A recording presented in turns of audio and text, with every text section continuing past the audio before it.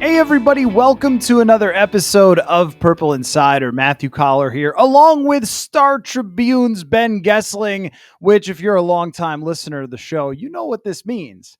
This Can only means mean one thing. that we have dug up the crystal ball and that Ben will look deep into the crystal ball, both short-term and long-term, Ben. Let's start with one thing right away. First, we got to get the crystal balls. Whoa! Here it is. The time-honored crystal ball noise. It has been a while, so you could dust it off, get it all ready to go, so you could look inside of it. Let's just do something first. You're much better at reading this crystal ball than me, but I see very crystal clear that they are not trading JJ McCarthy. Why don't we just start there? Yeah, Ben, I would right? I would see the same thing. Yes, I don't think they're trading JJ McCarthy. I mean, it's one of those talkers that I think you and I were talking about this the other day. It'll get some mileage. Everybody will do it, but it'll be the same thing as last offseason where we say they're not trading Justin Jefferson, and then it becomes, well, but what if this happened and what if they did? And it's like, it's not realistically going to happen. I think this is the same thing. I don't think they are going to move a guy that they drafted, that they moved up to get, that Kevin O'Connell said is a franchise quarterback.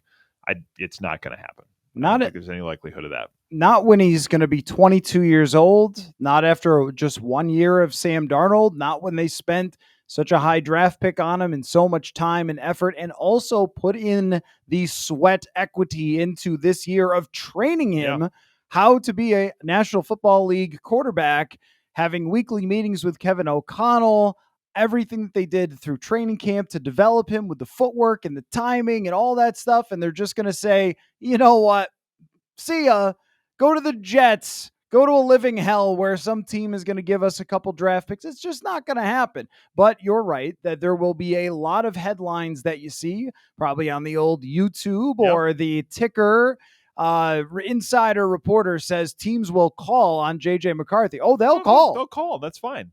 People call about a lot of things. It does not mean that negotiations have gone from, hey, what would happen if you thought about this, to, yes, we're going to do that. Let's get terms drawn up and send it into the league. There's a long way between, hey, what would you think about this, and anything actually happening. And a lot of those phone calls, what would you think about this, can be met with, no, we're not doing it. Okay, thanks, bye. They're over in 5 seconds.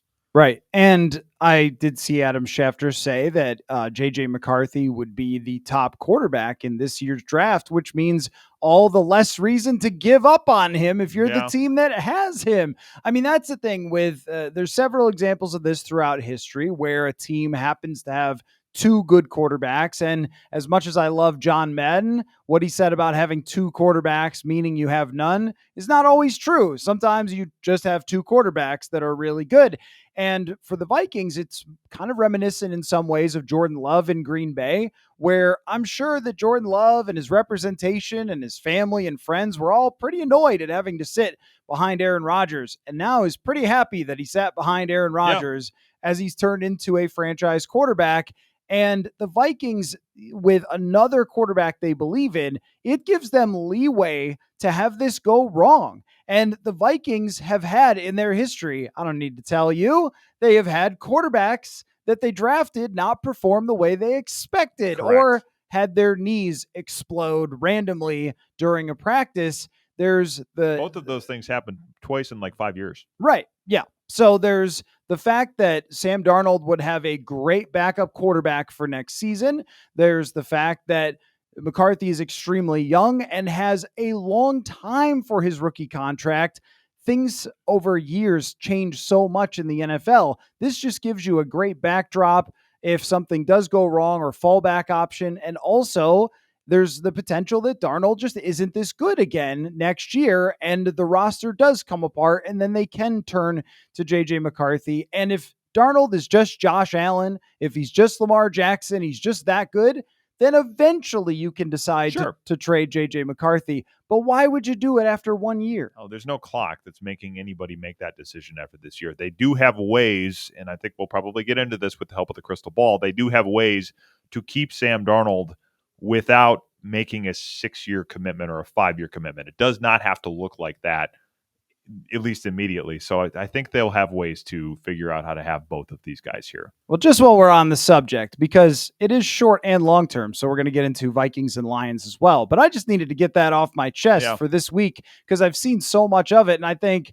aren't they playing a huge game this week? And yet a lot of the discussion still remains about the future of the quarterback position. But if you let's rub the crystal ball again and take another look at it and see what it says about Sam Darnold.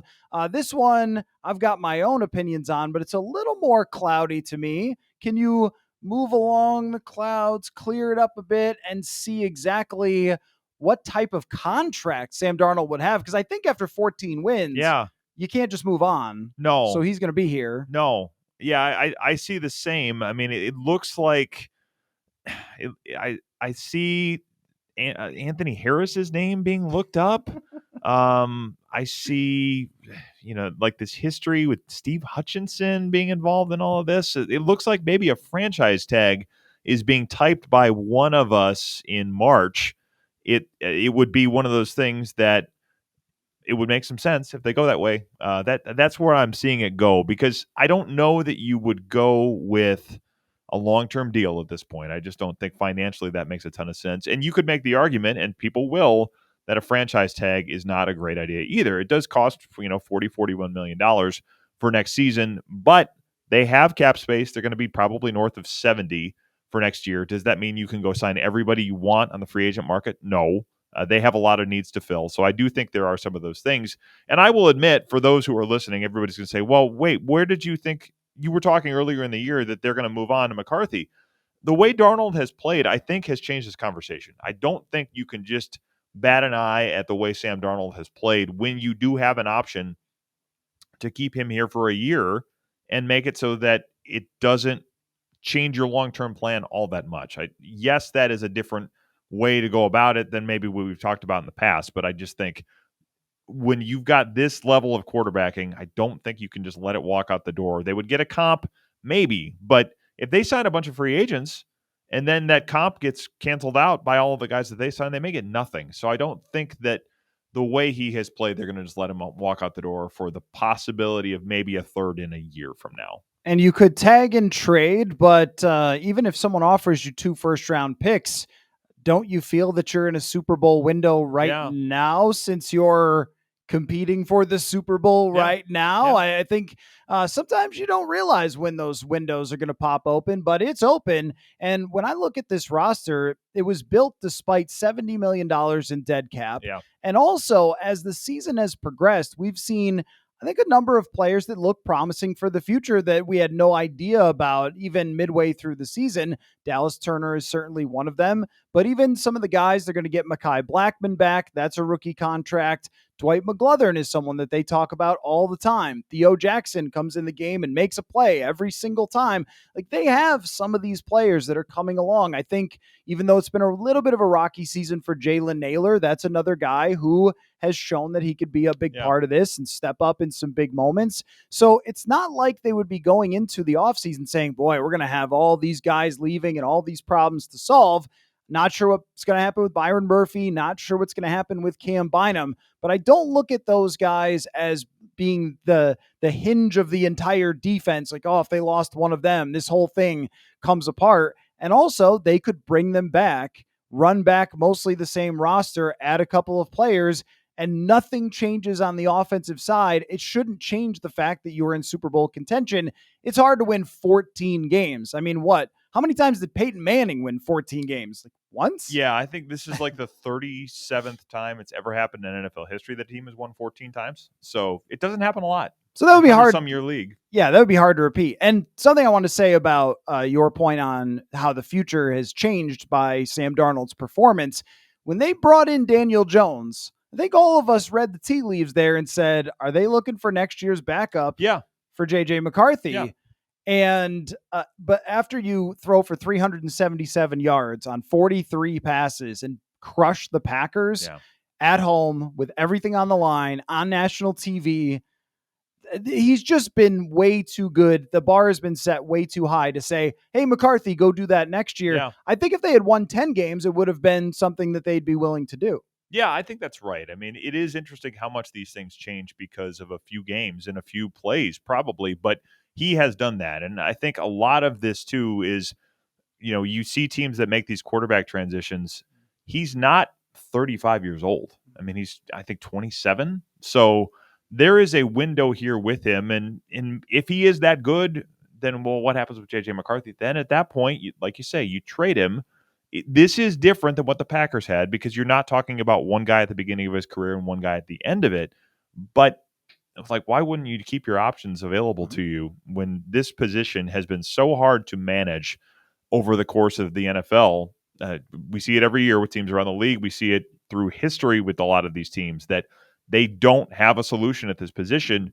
If you feel like you have two guys in your building that are that good, and it doesn't really cost you all that much to have another year to evaluate this, you're not putting JJ McCarthy under the gun. You're not saying you have to come in and be the heir to a 14-win team or a 15-win team.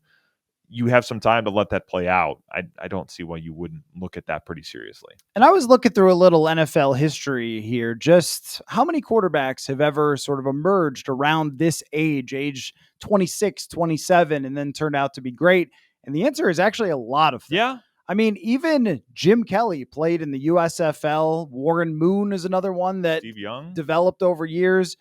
Before coming to the NFL, Steve Young's a great example of that. Kurt Warner did not start playing in the NFL until age 28 and ends up making the Hall of Fame. It is a position where we see this a lot. Mentally, guys have to come along, but also circumstances. Sometimes it's used against the player in the evaluation. But I guess my question is, how many guys are ever great without great supporting casts? What separates Darnold for me for someone that you can buy into the future potentially is the raw talent, where you're not talking about someone who lucked into a 14-win season and probably won't be able to repeat it. I remember Case Keenum stuff. And I remember us at the Combine with Mike Zimmer, where he laid it out for us after 2017 and said, is it an anomaly, a pop-up season? And it was. This does not look that way for me with Sam Darnold. No, I mean, you see a lot of the things that got him drafted third overall. I mean, the arm talent is there. The mobility is better than I think anybody realized it was. Maybe we just hadn't looked at Sam Darnold enough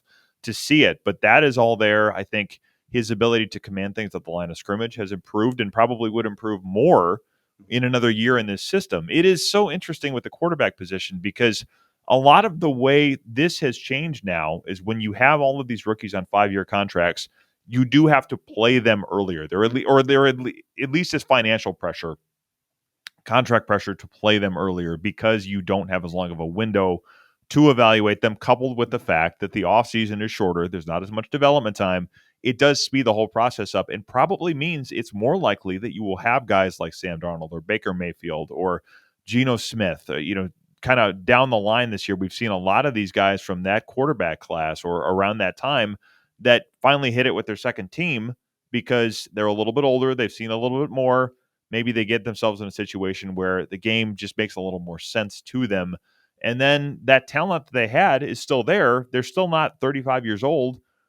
It makes a lot of sense that this sometimes does take a while. It's just that the NFL's contract process now forces you into decisions earlier. So if a team misses, it doesn't have to be the end of the story on one of these guys, and that's what we've seen with Sam Darnold here this year. Baker Mayfield is another really good example of, even after last year, I think they got into the playoffs with 9 wins, and they had to decide, are we buying in? Are we not buying in? And they did decide to go all in on Mayfield, sign him to a 3-year contract where he has a low cap hit this year, and now they're in contention with everybody else in the NFL. If they win one more game, they are going to the playoffs, and he's had as good of a year as Sam Darnold. He's got 39 touchdowns. He's driven their offense spectacularly well. And I think what it says is that also circumstances and finding the right franchise and the right coaching. Liam Cohen is their offensive coordinator, does a tremendous job. Another Rams related guy that seems to that tree always understand how to manage these quarterbacks. We can't say the same for the Adam Gase tree or the Matt Rule tree. So I mean, I kind of bought that explanation anyway, because he had started to play well in 2022 once Rule was gone. But now when you see him play with this sort of confidence and the windows that he could throw into, I almost now feel like this is a quarterback built in a lab for Kevin O'Connell. Yeah. Like even more than some of the other guys that we were talking about going into this draft because of the arm talent, the playmaking, the downfield type of concepts that he can execute with precision and accuracy that he's been able to throw with. I mean, get him another guard out there, and what can you do with that? And the receivers, the chemistry that he's built with Addison and Jefferson throughout the year. If you're Kevin O'Connell, you've got to be saying, wait, we were in expected points added, a top 5 passing game this year. Where can we go with a full year of him understanding everything in this system?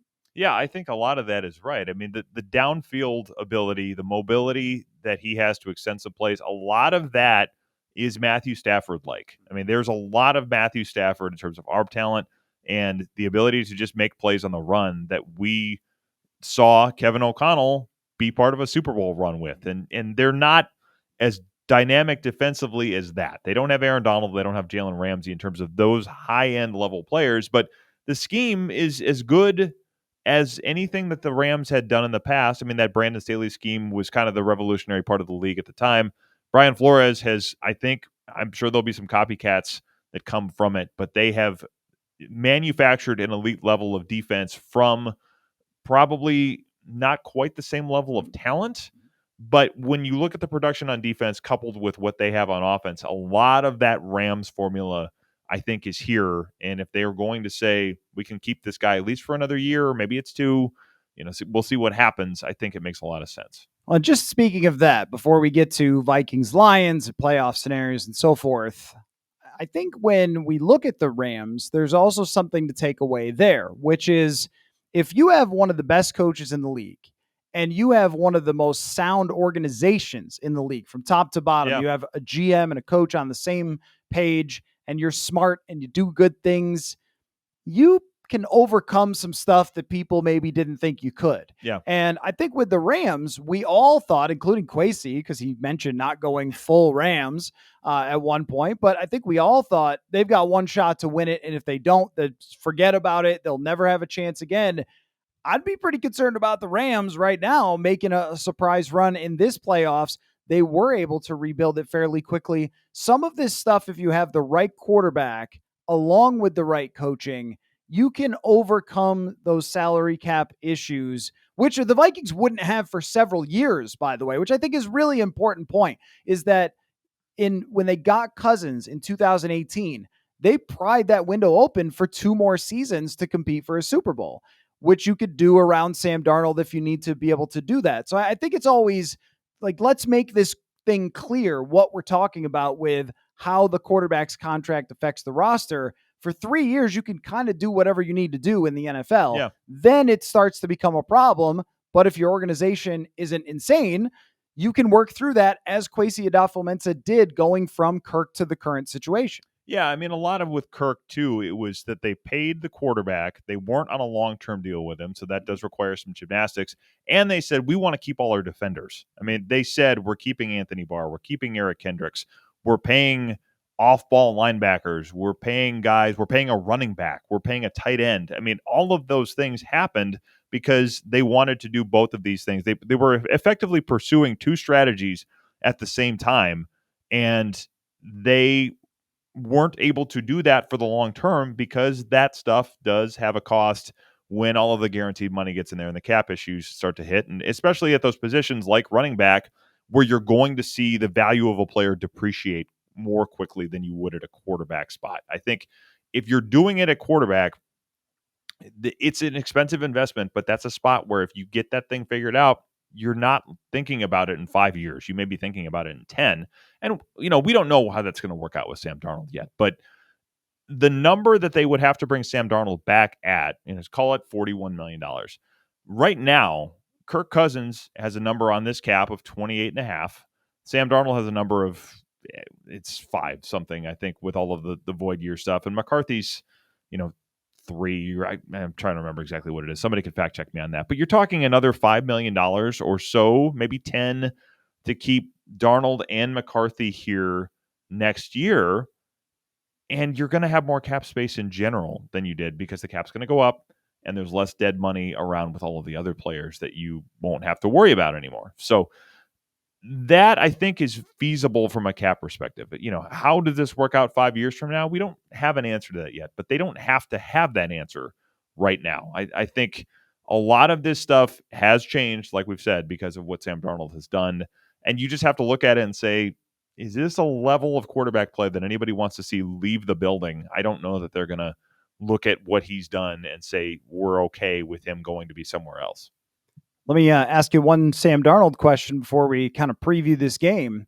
What surprised you the most about his performance, other than just what, like the Well, whole yeah, right, yeah. the whole everything about it? But is there something that you have observed? We've been here every day Yeah. since OTAs, and even way back in the spring when we first saw him throw some passes, we all kind of went, I don't know, man. That's a pretty good arm, but I don't think anybody could have expected this. No, I don't think so. And a lot of it is we saw the downfield arm strength in training camp. We saw a lot of those things. And the question was, how is he going to be throwing with anticipation? How is he going to be on intermediate throws?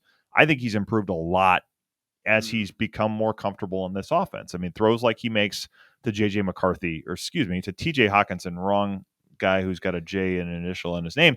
Throw he makes to TJ Hawkinson on Sunday for 28 yards where he fits it over a linebacker. A lot of these, maybe I'm thinking of McCarthy because these are the same throws they want to see McCarthy get better at. This, can you fit it in a tight spot with a guy underneath and a guy over the top, and you have to hit a receiver in the middle of the coverage? Darnold has done that really well. And in fact, that has become such a staple of their offense that you've heard Kevin O'Connell talk a lot about the dagger cuts, where it's that dig route on the backside to Jefferson or Addison. That has become something they lean pretty heavily on. So they are trusting him to make tougher throws, to make balls where you have to throw it into a tight window, you have to throw it on a line, but still put enough accuracy on it that a guy can catch it on the run. I think that component of his game has been impressive to me. And then just, I think the command of the offense. We've seen the protection get, the understanding of how to set protection get better. I still go back to that moment in Seattle where headset goes out. He doesn't panic. He says, I've got the formation. We can get something called. If the house burns down, I can just run for a first down. And then even just that ability to say, well, I'm here. Let me just walk over to Kevin O'Connell and get the next play call without technology that might or might not be working. We'll just get it from one person to the other, and then you might go back and run the whole thing. So that level of composure and command, I think, has been pretty impressive. Certainly did not fit what you would have expected given all of the narratives that were around Sam Darnold when he came in here. Right. When he was coming out, there was talk of that. There was talk of, hey, you need a big drive in a game. Yeah. This is your guy, because that's what he did at USC. Right. But if you're not playing in big games because your team is terrible, your offensive line is terrible, your receivers are terrible, your defenses weren't all that good, there wasn't too many opportunities for him to show it off. He did once against Mike Zimmer's defense in 2021, right, and we did see that. But the way that he's handled the noise, if you will, that's what they always call it, the constant discussion over his future and everything else. And I know for us reporters, we want quotes, we want players bearing their souls and their deepest feelings. But with Sam Darnold, his consistent way of approaching the media, the questions, the hype, the discussion. Oh, is he in the MVP race? Oh, is he falling off? Oh, like the whole big swings in narrative around him throughout the season after they lost a couple games and then they play against Jacksonville and the interceptions and all that. And then he kind of disappears off the map, but now he's back in the discussion. Unfazed. The guy has been unfazed by anything, any moment, any situation, any discussion, anything going on. And he just seems to be so much just all about ball that everybody has, I think, appreciated that in the locker room, in the organization. He has been undistracted by anything, and any attempt, even some of the most ridiculous attempts actually out here that we've seen of someone running up to him and say, have you proven the doubters wrong? He's not going to talk about that. He's just completely shut all of that out and played football, and it's been impressive. Yeah, it reminds me a little bit of, and I bring this example up because this is somebody that had to deal with it in New York for a long time. But I always remember when I was covering baseball, the number of players, you'd go into the Yankees clubhouse, and the number of players who had kind of just developed this sort of monotone, they're able to kind of just take the questions and take all of the scrutiny and roll with it, and kind of say something without saying anything. And obviously this is, as reporters, we want stories, we want things to be interesting, we want people to be personable, and revealing and candid and all of that. But sometimes there aren't great reasons to do it, especially because when you tell somebody something and it moves beyond the initial story or the initial podcast or the initial report, and it gets sliced and diced in the world that we currently live in, it may not be the best idea for you to do it. So I remember Derek Jeter being like this a lot, where he would stop and be composed and give answers to questions, but never would give you that much in a way that you said, okay, this guy really tipped his hand into everything he's thinking.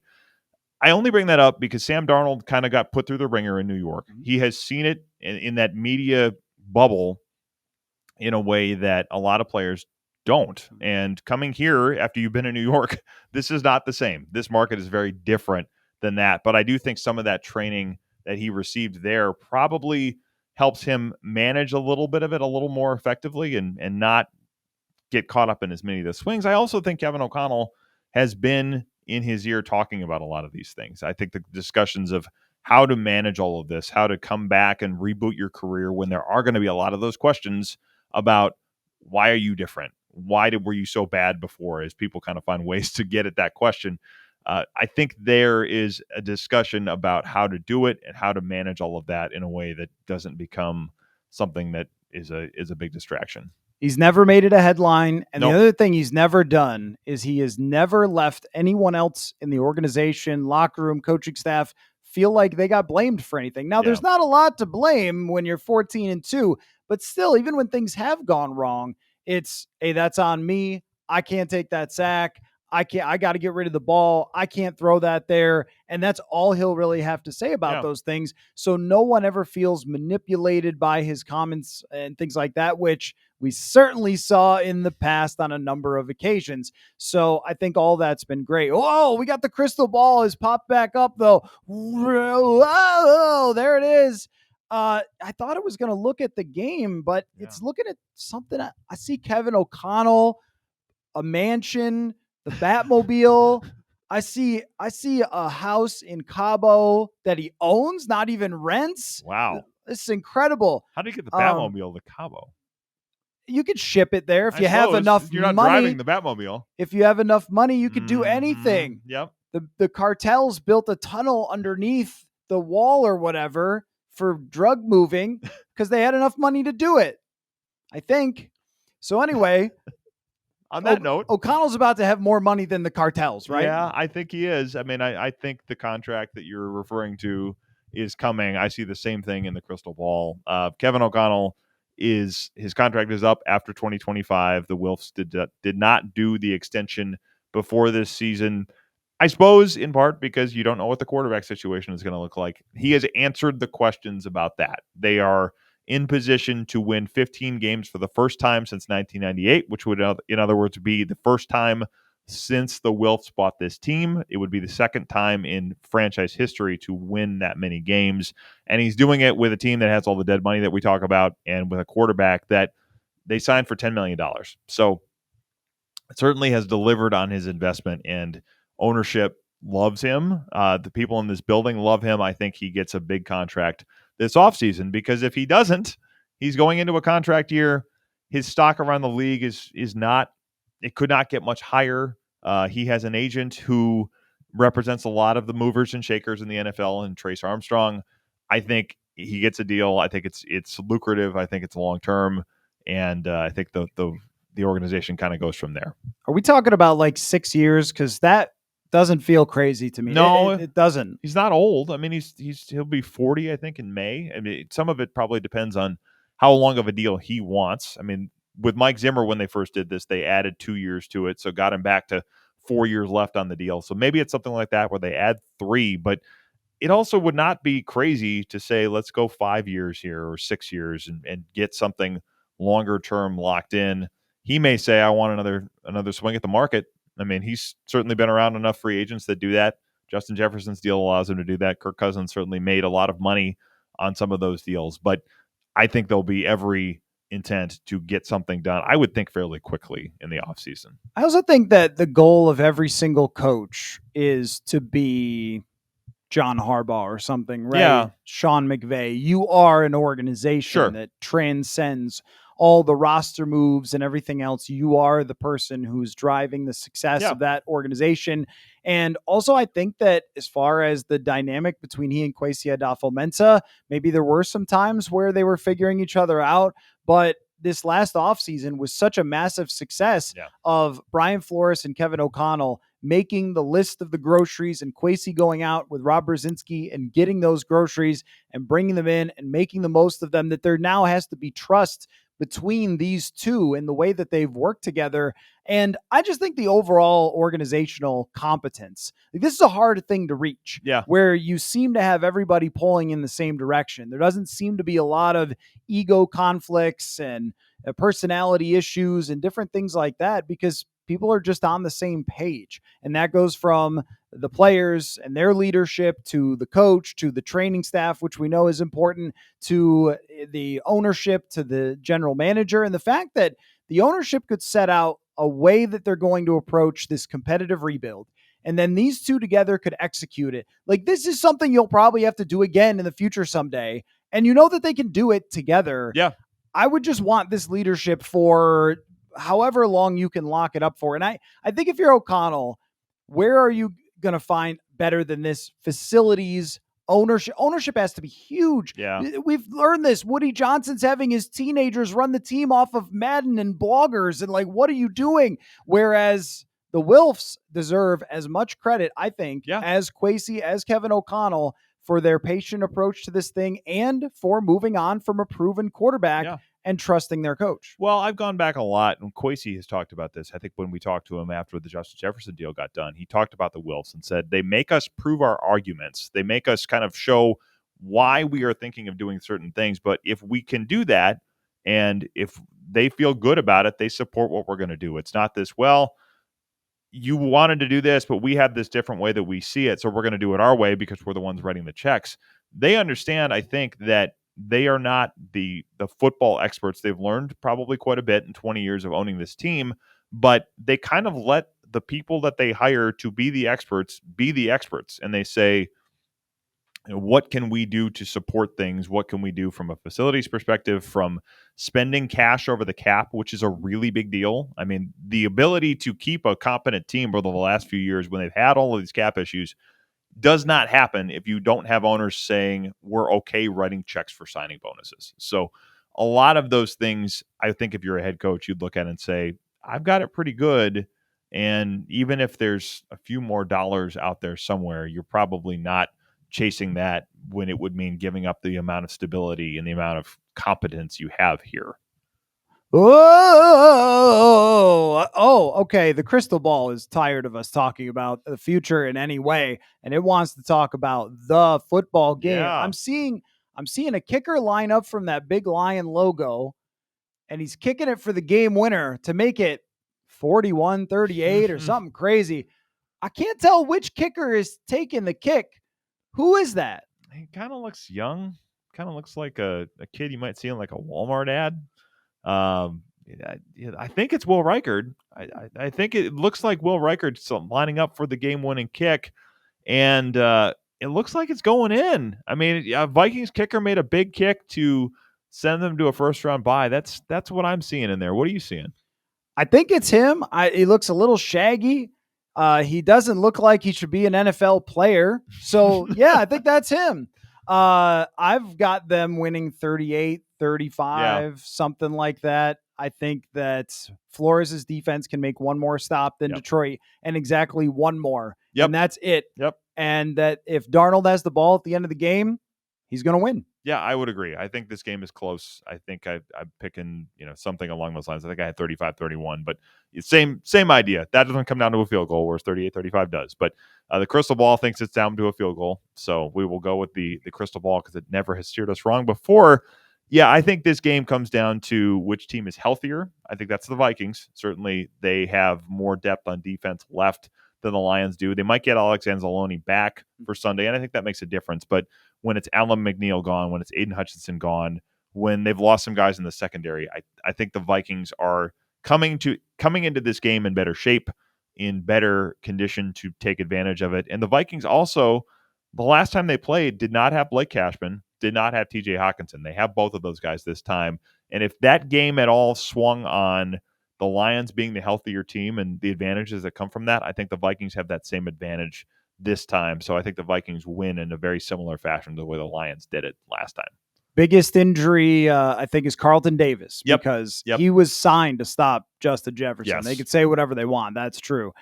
He's not there, and Justin Jefferson might get 180 yards in this game. I mean, you could Justin Jefferson has some big days against the Lions. And I see no reason that he wouldn't again, based on who is playing in this game and how Aaron Glenn plays his defense. They like man coverage. Yep. The Vikings really like man coverage. Justin Jefferson has no problem when you line up in man coverage. And there's some data to back that up, that he is so far and away the best at beating man coverage. And we know that's right in front of our faces, but also backed up by the numbers.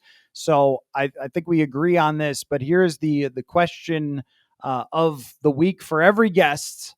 The difference in percentage chance the Vikings go to the Super Bowl if they win versus if they lose. I would put it at, if they win the game, I'm going to say 60%, because I think them winning games at US Bank Stadium is a different deal than them playing on the road. They've been good on the road, but I think US Bank Stadium is a massive advantage in the playoffs, and especially that thing of you only have to win 2. You have to win 2 games at home, and you're going to the Super Bowl. If they don't win this game, I'd put it at, I don't know, 30, maybe 35. I just think it's a lot harder. I mean, because now you're doing that thing of, you are coming off of this, which is effectively going to be a playoff game in terms of its intensity, and then you're going either to Tampa or Atlanta, I suppose, probably Tampa. Or Los Angeles. Haven't they clinched the 3 seed at this point? I think there is a difference. The playoff machine tells me that if there's a possibility. If Seattle wins, I believe that they could face the Vikings. Yeah, and that's not a matchup the Vikings would be terribly excited about, I don't think.